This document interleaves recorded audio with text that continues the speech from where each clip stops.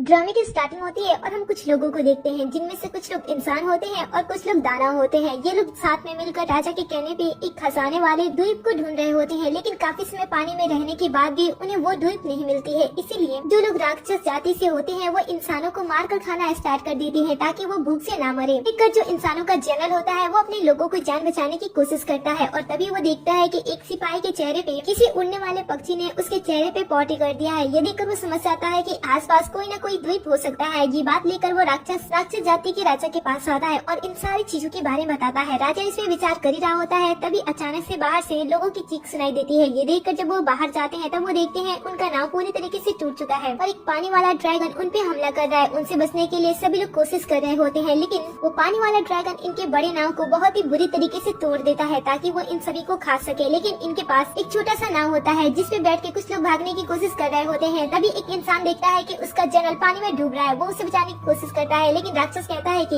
अगर तुम्हें उसे बचाना है तो तुम्हें अपनी जगह उसे देना होगा। ये देखकर वो वहीं पे छुप जाता है। सभी लोग आगे बढ़ जाते हैं और जो इंसानों का जनरल होता है वो पानी में धीरे धीरे डूबने लगता है। जब वो डूब रहा होता है तभी वो अचानक से उस पानी वाले ड्रैगन को अपनी तरफ आते हुए देखता है। ये देखकर वो डर रहा होता है। तभी वो दूसरी तरफ से एक जलपरी को देखता है जो कि वो आती है और ड्रैगन के सामने अपना गाना गाना स्टार्ट कर देती है। उसकी आवाज सुनकर वो ड्रैगन वहाँ से चला जाता है और तभी वो जनरल भी बेहोश हो जाता है। कुछ समय के बाद जब वो अपनी आंखें खोलता है तब वो अपने आप को किनारे पे देखता है और वो देखता है कि उसके बगल में जलपरी भी है। जब उसे होश आता है तब वो जलपरी को शुक्रिया बोलता है, लेकिन जलपरी उसकी भाषा सीखने के लिए उसे किस करने लगती है। जनरल को कुछ भी समझ में नहीं आता है, इसलिए वो जलपरी को अपने आप से धक्का देता है। इस समय तक जलपरी ने भाषा सीख लिया होता है और तभी जनरल की नजर जलपरी पे जाती है। जब वो जलपरी को देखता है कि वो कितनी ज्यादा सुंदर है वो उसमें खो जाता है और फिर वो अपने कपड़े से उसे ढक देता है और कहता है कि मैं एक मर्द हूँ और तुम एक लड़की हो, तुम्हें मुझसे दूर रहना चाहिए। वो एक दूसरे को देख ही रहे होते हैं, तभी यहाँ पे राक्षस जाति के लोग आ जाते हैं और उन्हें पकड़ लेते हैं। राक्षस को जब जलपरी मिलती है तब वो काफी ज्यादा खुश होता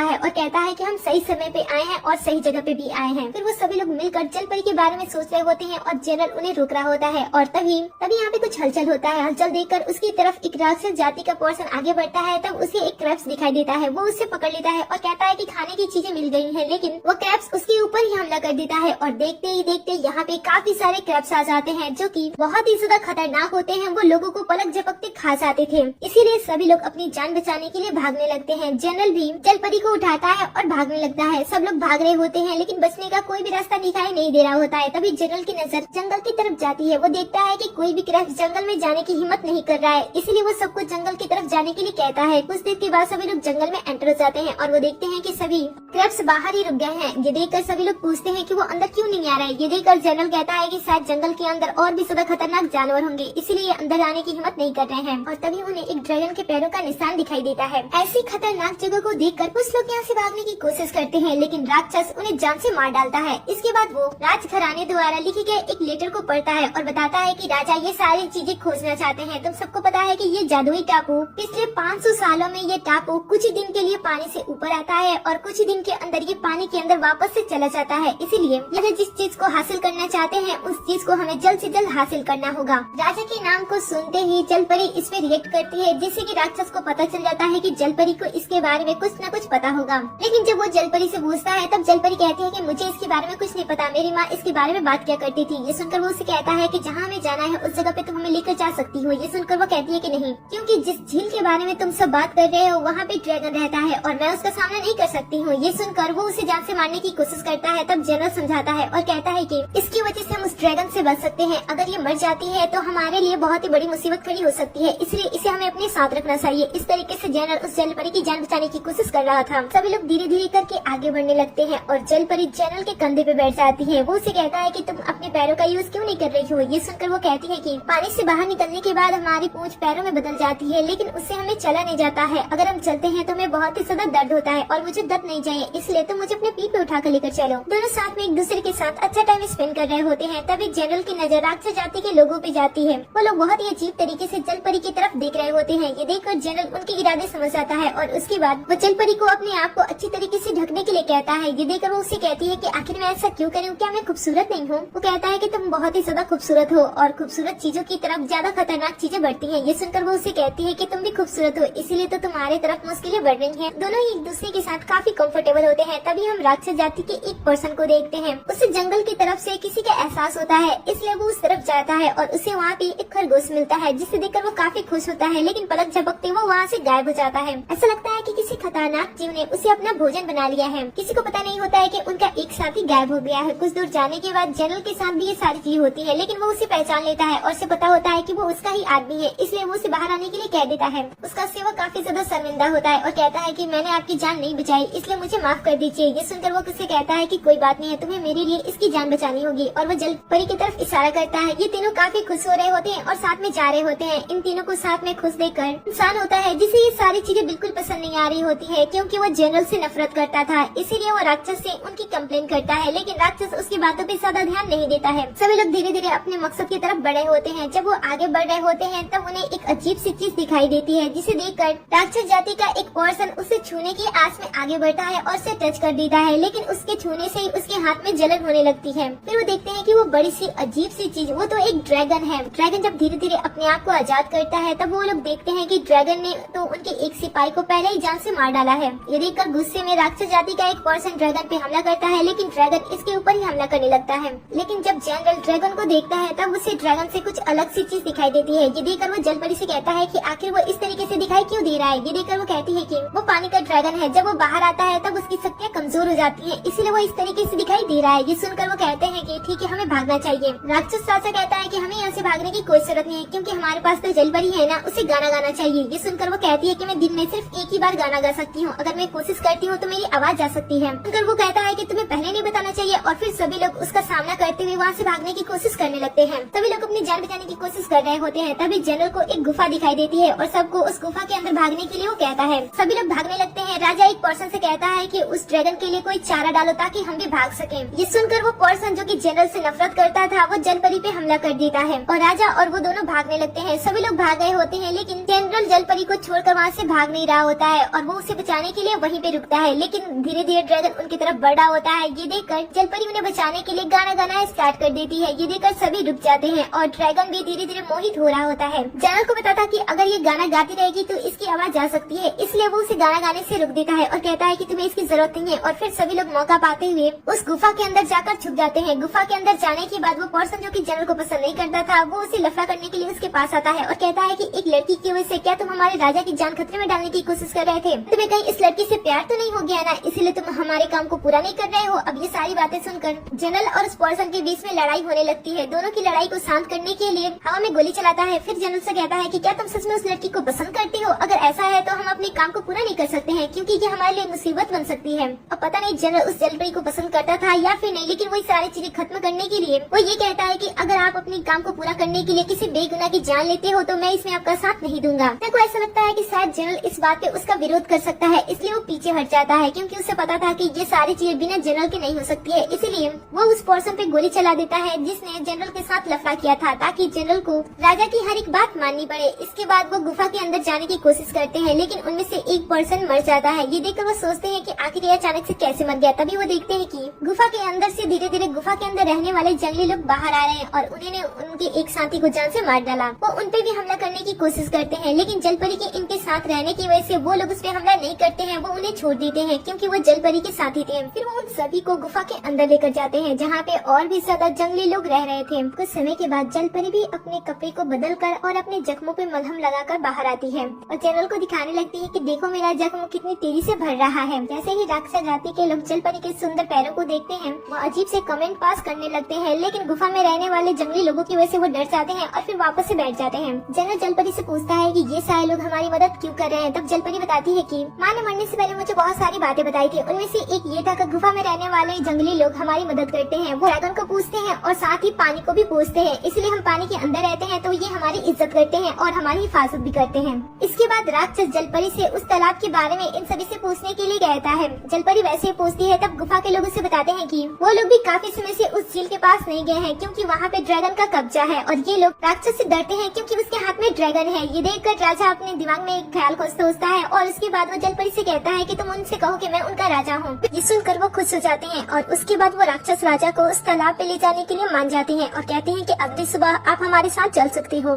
सभी लोग खुश हो जाते हैं और दावत का आनंद लेने लगते हैं। कुछ टाइम के बाद इनके सामने कुछ अजीब सी चीजें खाने पीने की रखी जाती है, जिसे देखकर इनका मुंह ही खराब होने लगता है। लेकिन जैसे जलपरी बताती है कि इसे खाने के बाद उन्हें कितनी ज्यादा शक्तियाँ और कितनी ज्यादा ताकत मिलेगी, वो बिना कुछ सोचे समझे उन सभी चीजों को खाने लगते हैं। जरूर कहता है कि क्या सच में ये सारी चीजें खाने से इतना सा फायदा होता है? तब जलपरी कहती है कि नहीं, ऐसा कुछ भी नहीं होता है। वो लोग मुझे जान से मारने की कोशिश कर रहे थे ना, इसलिए मैंने उन्हें मजा चखा दिया। तभी गुफा में रहने वाले लोगों की रानी यहाँ पे आती है और वो जनरल के सेवक को अपने पति के रूप में चूज करती है और उसे शादी करने की बात करती है। ये सुनकर तो सेवक काफी ज्यादा खुश होता है और जनरल से कहता है कि मेरी तकदीर सच में बहुत ही ज्यादा अच्छी है, और फिर वो उन लड़कियों के साथ चला जाता है।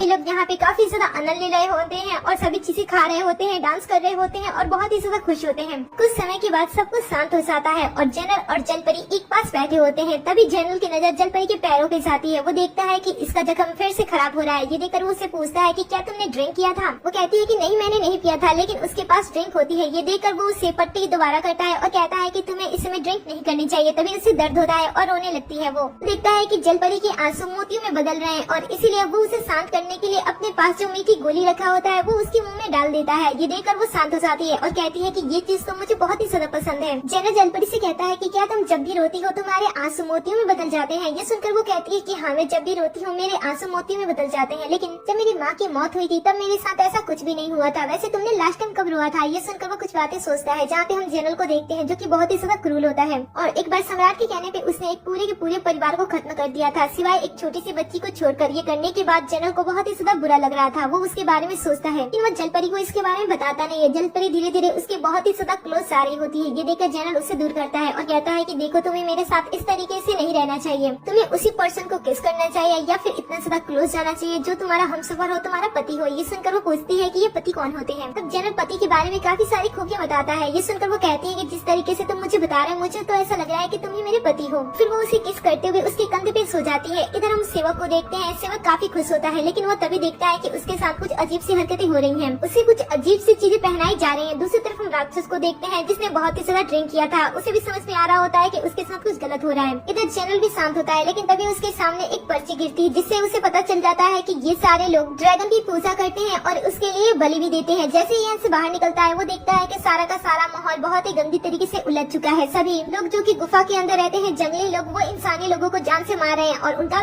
खात्मा कर रहे हैं, क्योंकि ये जंगली लोग इंसानों को खाते हैं। उन्हें जो भी इंसान दिखाई दे रहा था वो उसे जान से मारने की कोशिश कर रहे होते हैं और जनरल इंसानों को बचाने की कोशिश कर रहा होता है। ये सिलसिला काफी समय तक चलता रहता है। एक बार फिर से ये सभी लोग मिलकर अपनी जान को बचाने की कोशिश कर रहे होते हैं। तभी जनरल को ख्याल आता है कि उसका सेवक अंदर है। ऐसे वो अपने सेवक को बचाने के लिए अंदर जाता है। वो देखता है कि उसके सेवक की यहाँ पे बलि दी जा रही है। तभी जलपरी उस झील को पहचान लेती है और कहती है कि कहानियों में और जैसा मेरी माँ ने बताया था वैसे ही वहाँ पे दिखाई दे रहा है। वो छोटी सी झील हो सकती है जो कि चांदनी रात में जगेगी। राक्षस को ये सारी चीज देखकर काफी ज्यादा अच्छा लग रहा होता है। जनरल अपने सेवक को बचाने के लिए आगे बढ़ता है, लेकिन राक्षस राजा उसे रोकता है और कहता है कि किसी की बलि जाती है तो जाने दो, जिस काम को करने के लिए आए हमें उस काम को पूरा करना होगा। लेकिन जनरल अपने सेवक को इस तरीके से मरते हुए नहीं देख सकता था। वो जाल फेंकता है और अपने सेवक को बचाने के लिए आगे चला जाता है। वो जब अपने सेवक को बचाता है तब उसे काफी जंगली लोगों का सामना करना पड़ता है। वो काफी देर तक इनसे अकेला युद्ध कर रहा होता है, लेकिन कुछ समय के बाद ये सभी लोग मिलकर इस पे जब हमला करते हैं तब ये कमजोर पड़ने लगता है। जलपरी उसकी रक्षा करने के लिए आगे बढ़ती है, लेकिन राक्षस राजा उसे ऐसा करने से नहीं देता है। जनरल की हालत धीरे धीरे बहुत ही ज्यादा खराब हो रही होती है और जलपरी को समझ में नहीं आता है कि वो उसकी किस तरीके से रक्षा करे। तभी यहाँ पे इन लोगों को ड्रैगन की आवाज सुनाई देती है। आवाज सुनते ही गुफा में रहने वाले लोग अपनी बलि को छोड़कर वहाँ से भाग जाते हैं, लेकिन कुछ समय के बाद पता चलता है कि यहाँ पे कोई ड्रैगन नहीं आया। ये तो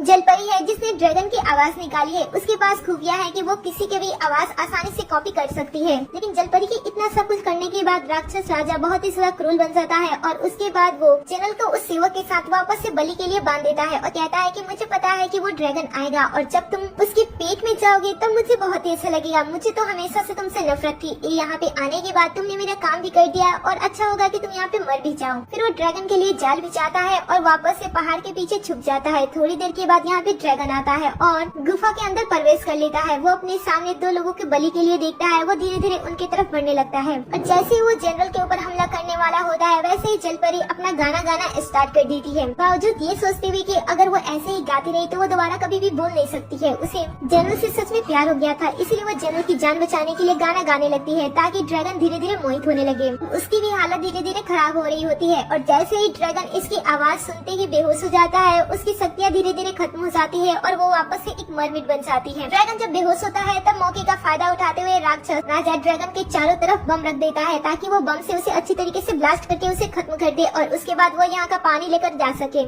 लेकिन धमाके की आवाज से ड्रैगन मरता नहीं है बल्कि वो जग जाता है और सब पे हमला करना स्टार्ट कर देता है। राक्षस राजा जलपरी पे दबाव डालने लगता है कि वो दोबारा फिर से गाए, लेकिन वो इस कंडीशन में नहीं होती है कि वो दोबारा गा सके, इसलिए वो गुस्से में वो उसके ऊपर गोली चला देता है। ये देखकर जनरल का गुस्सा फूट पड़ता है और वो रस्सियों को तोड़ते हुए बाहर निकल जाता है। इसके बाद वो राक्षस राजा की तरफ बढ़ने लगता है। राक्षस राजा उसके ऊपर भी गोली चलाता है लेकिन गोली खत्म हो चुकी थी, इसीलिए वो कुछ नहीं कर पाता है। लेकिन जब जनरल जलपरी की ये हालत देखता है तो वो इतना सारा गुस्सा हो जाता है कि वो राक्षस राजा का हाथ ही काट देता है। फिर वो गुस्से में जैसे उसे खत्म करने के लिए आगे बढ़ता है तभी यहाँ पे वो ड्रैगन आ जाता है और जनरल पे हमला कर देता है। जनरल को पता होता है कि वो ड्रैगन को इतनी आसानी से हरा नहीं सकता है, इसलिए वो पहले उसे बचने की कोशिश करता है और जब वो बच रहा होता है तभी वो देखता है कि किला में तोप छुपा है। वो उसका यूज करने के बारे में सोचता है और उसके बाद वो ड्रैगन को अपने पीछे लगाता है और अपने सेवक को वो तोप के अंदर गोला को डालने के लिए कहता है। जब तक सेवक ये सारी चीजें कर रहा होता है तब तक जनरल ड्रैगन को अपने पीछे लगाए रखता है। जैसे ही सही समय आता है और ड्रैगन इनके जाल में फंस जाता है, जनरल सामने से हटता है और सेवक उसके ऊपर तोप चला देता है। थोड़ी देर के अंदर ड्रैगन पूरी तरीके से खत्म हो जाता है। ड्रैगन के खत्म होते ही चांदनी रात भी सामने आ जाती है और जैसे ही चांद उस अजीब से पत्थर पड़ता है, उल्टे दिशा में पानी बहना स्टार्ट हो जाता है और ये वही जादुई झील बन जाती है जिसका पानी पीने से लोग इतने ज्यादा पावरफुल हो जाते हैं जिनके बारे में आप सोच भी नहीं सकते हो।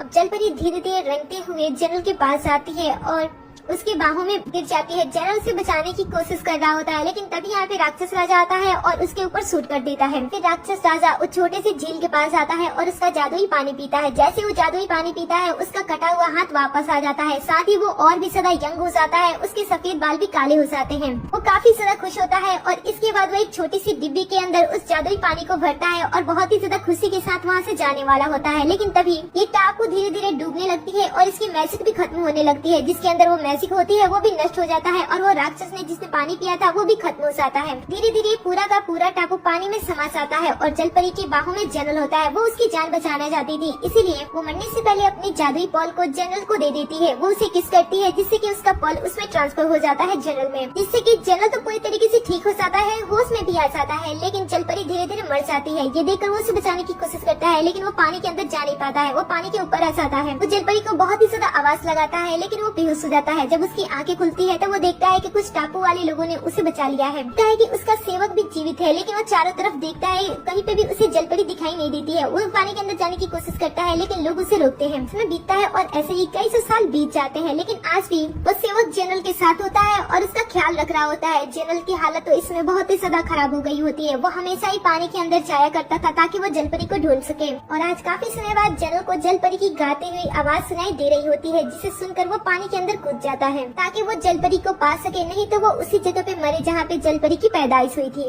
और इसी सैड एंडिंग पे इस ड्रामे का दी एंड हो जाता है।